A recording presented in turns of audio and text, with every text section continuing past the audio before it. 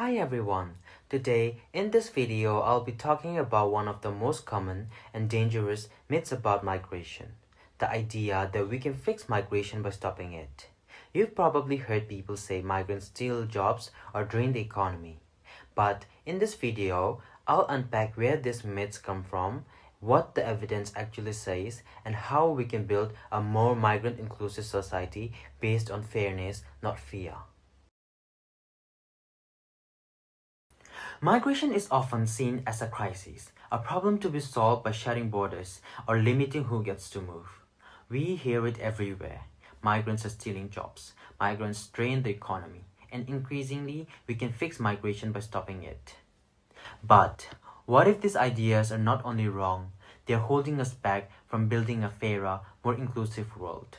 Around the world, migration is portrayed as something to control, restrict, or even stop. Yet, the reality is that migration, especially labor migration, is essential to how our global economy works.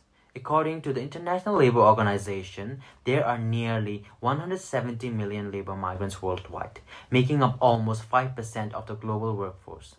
They fill crucial roles in healthcare, agriculture, construction, child and aged care, the sectors that keep society functioning. So, when we hear the idea that we can fix migration by stopping it, we need to ask, fix what exactly? Because the global economy depends on migration. Let's tackle one of the most persistent myths, that migrants take jobs from locals. Research consistently shows the opposite. The OECD found that migration has neutral or positive effects on employment and wages for local workers. Migrants often fill roles that locals are unwilling or unable to take in agriculture, care work, or construction. In fact, migrants create jobs too. They start businesses, bring skills, and expand the economy through spending and taxes.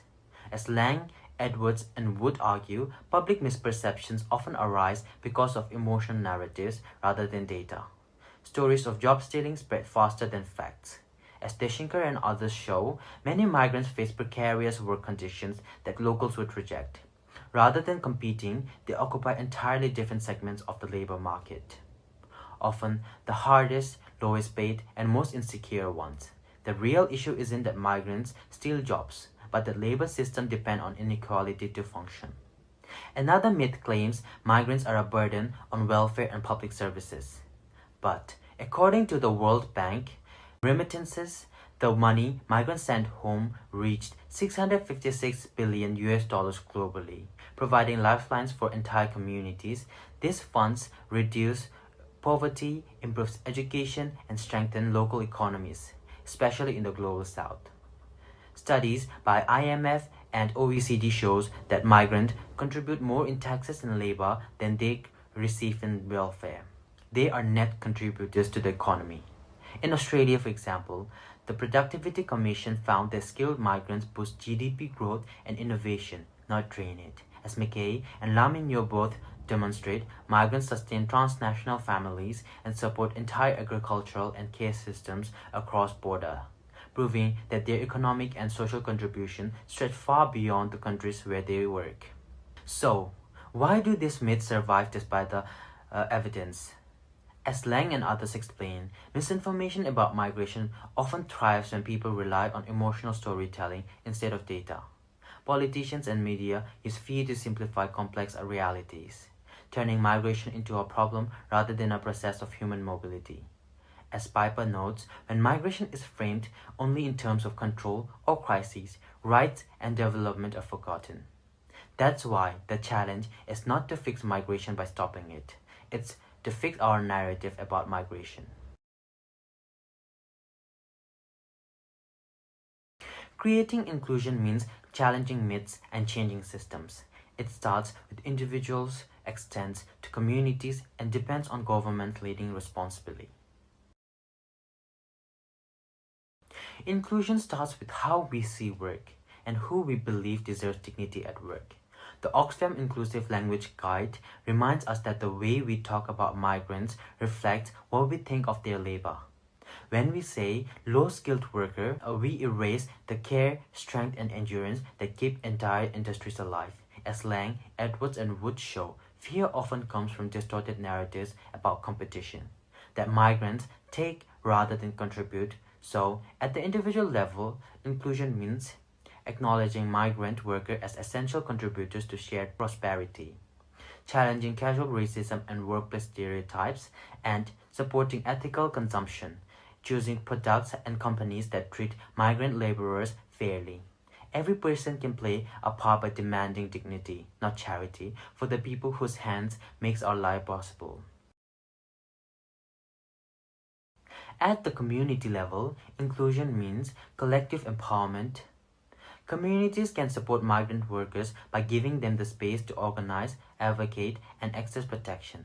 McKay showed how Filipino migrant women use remittances to sustain both local agriculture and family livelihoods, proving that their labor migration benefits everyone when community networks exist.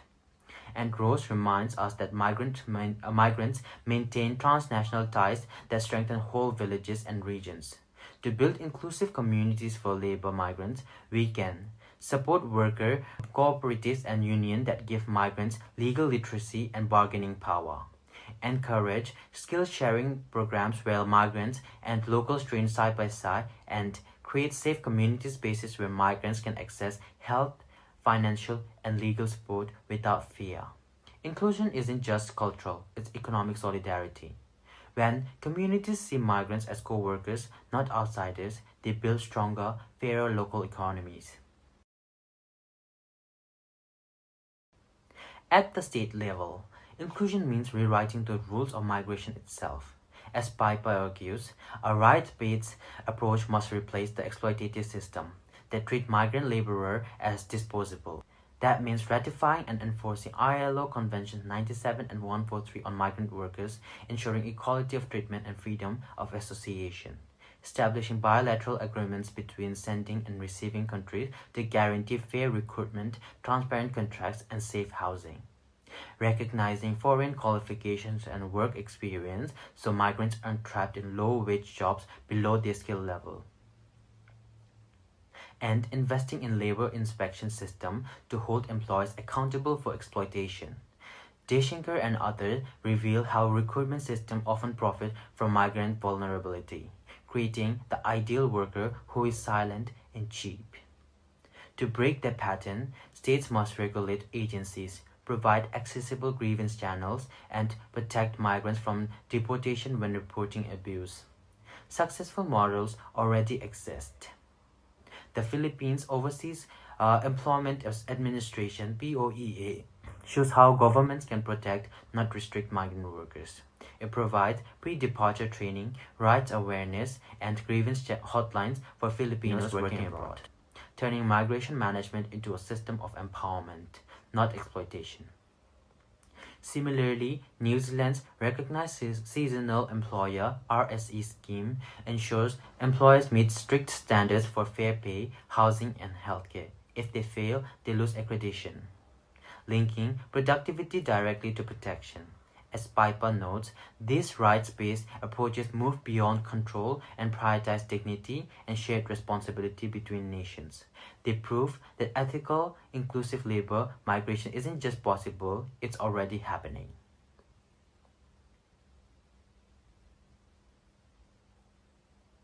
A labor migrant inclusive society doesn't fear global movement. It values every worker regardless of passport. When individuals challenge prejudice, when communities organize for fairness, and when states legislate for justice, migration becomes not a problem to fix, but a partnership that uplifts all. We can't fix migration by stopping it. We fix it by making labor mobility fair, safe, and human. Thank you.